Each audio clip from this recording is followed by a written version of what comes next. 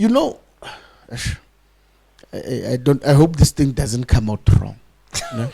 But you can't have amadoda agijima up and down, and then when you want to murder them, you come with your strict mentality ukuthi wena, because you can see ukuthi man lo mama lona usebenzisa ubumama.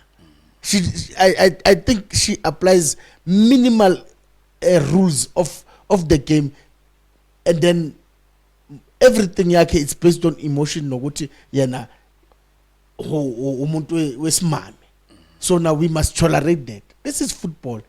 And when we say it has no place for women, it's like we being sexist and stuff. But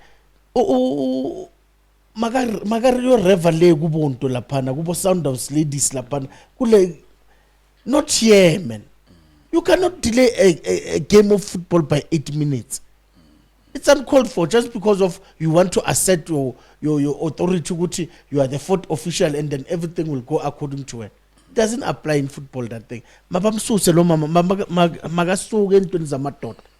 Enhleke nje hayi man, yes. La mama lo yana mfethu aga apply ama rules like a normal fourth official will do, or a referee on the match day. She doesn't. She gets emotional.